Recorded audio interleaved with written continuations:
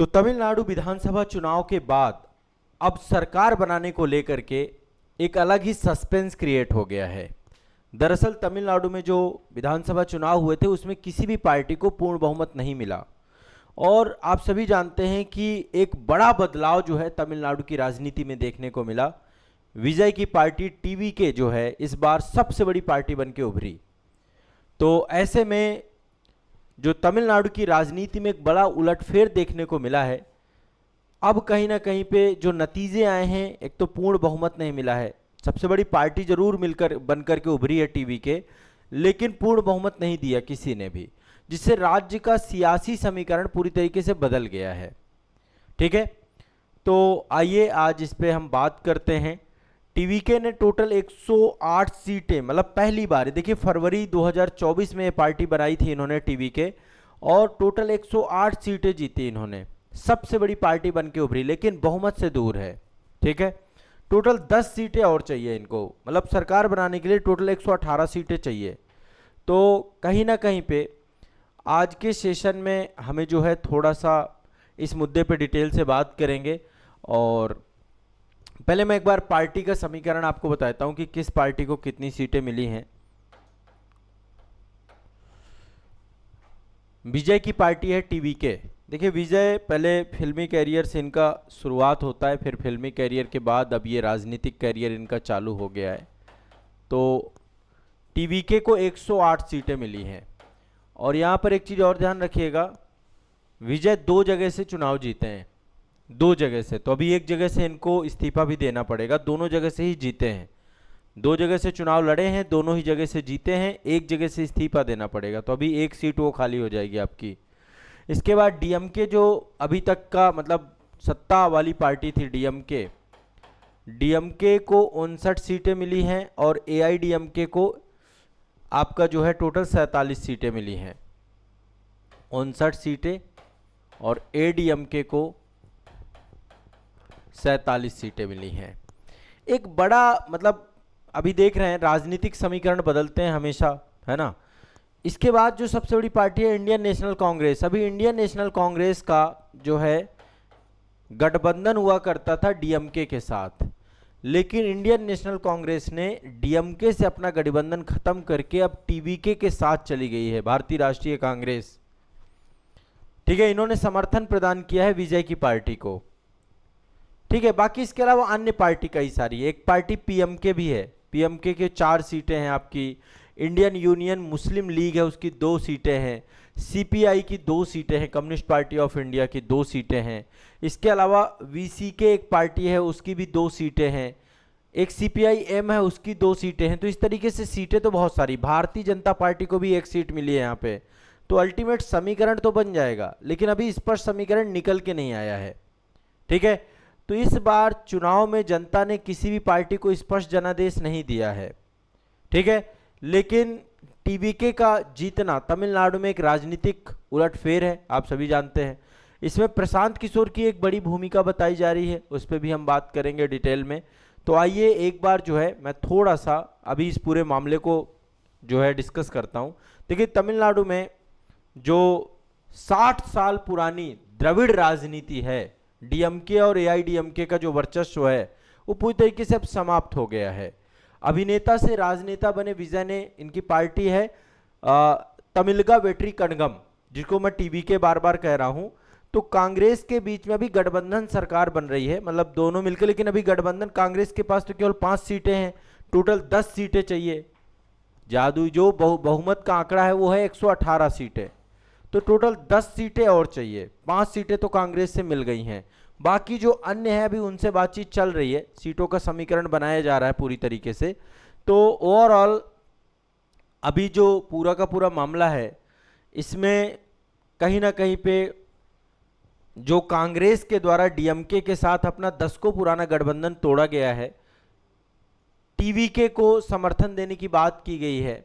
6 मई 2026 को कांग्रेस के नेताओं ने विजय से मुलाकात भी की और अपने 5 सीटों का समर्थन पत्र भी सौंप दिया। ये राजनीति में अमूमन होता है, एक पार्टी दूसरे पार्टी को, जैसे ही ये अवसरवादिता है और एक दूसरे के साथ गठबंधन बनते भी हैं, टूटते भी हैं। तो एक नया गठबंधन बन चुका है कांग्रेस का टीवीके के साथ। ठीक है, अब यहाँ पर सबसे पहली बात, अभी जो राज्यपाल हैं यहाँ पे, राज्यपाल हैं राजेंद्र विश्वनाथ अर्लेकर। ठीक है, यहाँ पे राजेंद्र विश्वनाथ अर्लेकर हैं। विजय जो है 6 मई को राजभवन में इनसे मुलाकात भी किया और सरकार बनाने का औपचारिक दावा भी पेश किया है इन्होंने। और टोटल अभी जो इनके पास संख्या बल पहुंच गया है वो है 113 सीटों का। ठीक है, निर्दलीय या छोटे दल जितने भी हैं उससे लगातार विजय संपर्क में है, लेकिन अभी किसी से बहुत बात बन नहीं पाई है, हो जाएगी बात। ठीक है, कांग्रेस ने भी टीवीके को जो समर्थन दिया है वो शर्तों के साथ समर्थन दिया है। उन्होंने कहा है कि भाई आप सांप्रदायिक ताकतों से दूर रहेंगे। कांग्रेस ने शर्त रखी है कि गठबंधन में किसी भी ऐसी ताकत को शामिल नहीं किया जाएगा जो भारतीय संविधान के खिलाफ हो, है ना। साथ ही जो है कैबिनेट में हिस्सेदारी की बात हुई है कि कांग्रेस सरकार में 2 कैबिनेट मंत्री और बोर्डों में पदों की मांग भी की है, तो मतलब कैबिनेट मंत्री भी हमारे होने चाहिए। इसके अलावा ये बताया गया कि जो स्थानीय निकाय होंगे उनमें भी चुनाव होंगे, लोकसभा चुनाव भी आने वाले समय में आएंगे, तो उन सभी में जो है टीवीके के साथ भारतीय राष्ट्रीय कांग्रेस भी चुनाव लड़ेगी, यानी कि एक दीर्घकालिक गठबंधन के तौर पे निकल के आया है। ठीक है, ये आपको दिमाग में बैठा के रखना है। तो विजय 2 सीटों से जैसा मैंने बताया कि जीते हैं। एक है पेराम्बूर करके एक सीट है और एक त्रिची करके सीट है। तमिलनाडु की ही दोनों सीटें हैं, पेराम्बूर और त्रिची। तो अब इनमें से एक सीट से इस्तीफा दिया जाएगा तो एक सीट और आपकी कम हो जाएगी, टोटल 107 सीटें हो जाएंगी। तो इनको टोटल अभी 5 सीटें कांग्रेस से मिल गई, इनको अभी 6 सीटों की आवश्यकता पड़ेगी।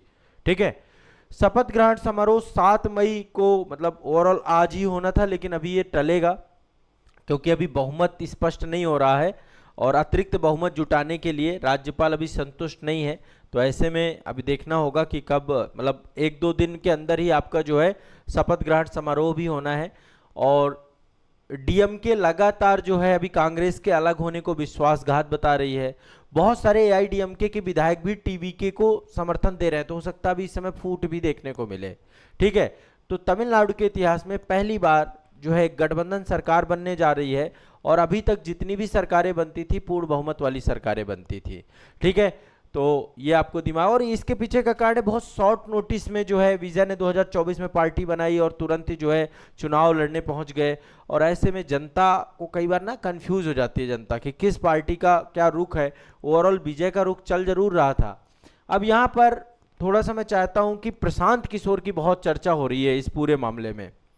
क्या किया प्रशांत किशोर ने? प्रशांत किशोर के बारे में आप सभी जानते हैं, उन्होंने स्वराज्य जो है उनकी खुद की पार्टी जो है जन स्वराज, जो बिहार में चुनाव इस बार लड़ी, मतलब एक भी सीटें नहीं जीत पाए, लेकिन एक चुनावी रणनीतिकार के तौर पे, एक मार्गदर्शक के तौर पे, एक मेंटोर के तौर पे प्रशांत कर की एक हमेशा भूमिका, मतलब बहुत सारे चाहे वो प्रधानमंत्री रहे हों या फिर जो है बहुत राज्यों के मुख्यमंत्री रहे हों, हमेशा एक मेंटोर के तौर पे, चुनावी रणनीतिकार के तौर पे, मार्गदर्शक के रूप में हमेशा वो रहे हैं।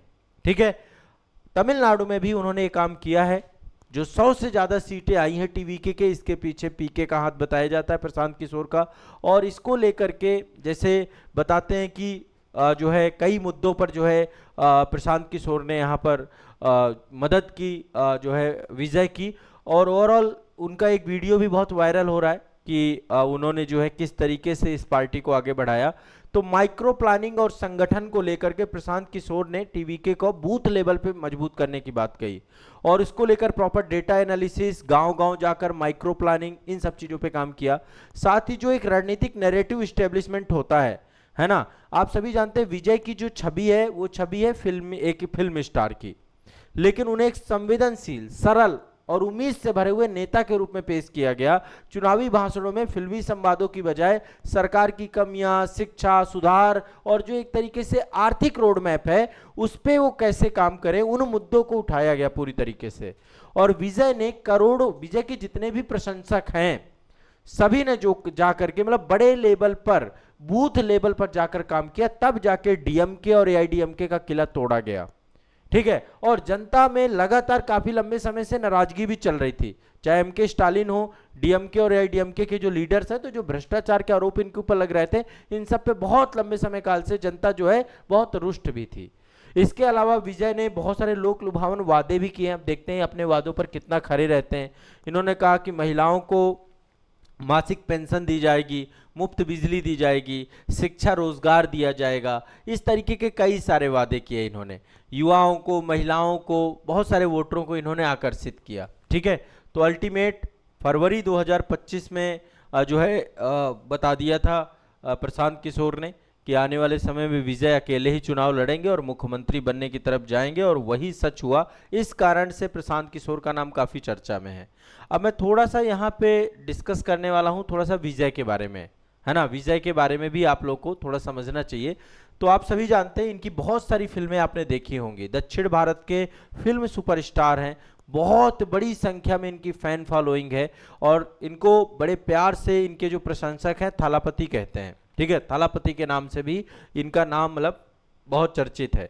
तो तमिलनाडु की राजनीति में ऐतिहासिक बदलाव की शुरुआत करने में इनकी जो पार्टी है तमिलगा वेत्री कड़गम, इन्होंने जो अभी चुनाव रिजल्ट आए हैं पूरी तरीके से आप समझिए पूरे तमिलनाडु की पॉलिटिक्स ही नहीं, भारत के पॉलिटिक्स को भी बदलने का काम किया है। तो 108 सीटें इनकी जो पार्टी है वो जीती है। फरवरी 2024 में इन्होंने ये पार्टी बनाई थी। अभी लगातार जो है सरकार बनाने की तरफ है ये। देखिए, तमिल जो टीवीके है ना, तमिलगा वेत्री कड़गम, इसका जो मतलब होता है तमिलनाडु की विजय पार्टी, है ना। इसकी नींव जो इन्होंने रखी थी। अल्टीमेट जो इनका विजन है, एक तो सेकुलरिज्म पे है कि धर्मनिरपेक्ष छवि बना के रखना, धर्मनिरपेक्षता सामाजिक न्याय का आधार होना चाहिए जो संविधान का मूल भाव है। साथ ही इन्होंने जो है विजय ने ईबी रामास्वामी पेरियार जो आपके हैं, है ना, जिन्होंने केरल में बहुत मतलब दलितों के लिए लड़ाई लड़ी, तमिलनाडु में दलितों के लिए लड़ाई लड़ी, E V Ramaswamy Periyar, B R Ambedkar और के कामराज जो कांग्रेस के अध्यक्ष हुआ करते थे, उनको अपना आदर्श बताया। इनका अल्टीमेट गोल है कि तमिलनाडु में दशकों से चले आ रहे डीएमके और एआईडीएमके का जो द्रविड़ मॉडल है, जिससे भ्रष्टाचार का मॉडल है, उससे पूरी तरीके से तमिलनाडु को मुक्ति दिलाना जो इन्होंने किया। पहली जो इनकी मतलब रैली हुई थी अक्टूबर 2024 में हुई थी विल्लुपुरम जिले में, विक्रवंडी एक करके एक जगह है, वहां पर टीवीके की पहली राज्य स्तरीय रैली हुई। बीच में लगातार रैलियां होती रही और इनकी रैली में लाखों की संख्या में भीड़ आती थी। बीच में आपने देखा था कि ऐसी भी चर्चा हुई थी कि जो है भगदड़ मच गई और काफ़ी लोग मारे भी गए इनकी रैली में, ऐसी घटना भी हुई। तो मतलब इनकी पहली रैली में ही 5 से 8 लाख लोग जुटे थे।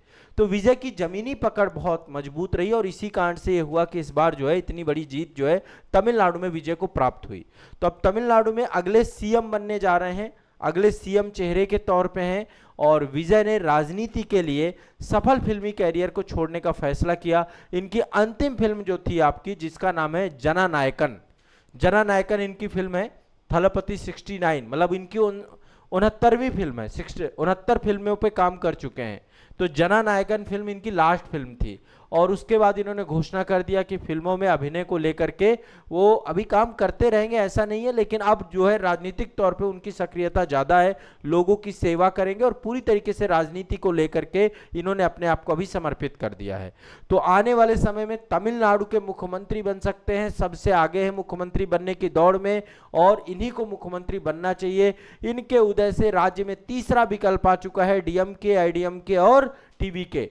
ठीक है, युवाओं के बीच भारी समर्थन, जनजी के हीरो बन चुके हैं इस समय। और विजय ने अपने चुनावी वादों, मंत्रिमंडल के गठन के बारे में जो भी चीजें हैं आने वाले समय पे आपको पता चलेगा क्या करते हैं, कैसे करते हैं। अभी सरकार बनाने की बात है, उसको लेकर के लगातार गठबंधन राजनीति के साथ जाकर के ये सरकार बनाने की तरफ अग्रसर है। तो आगे अब कोई भी अपडेट होता है, कुछ भी होता है, मैं आपको इसमें बता दूंगा।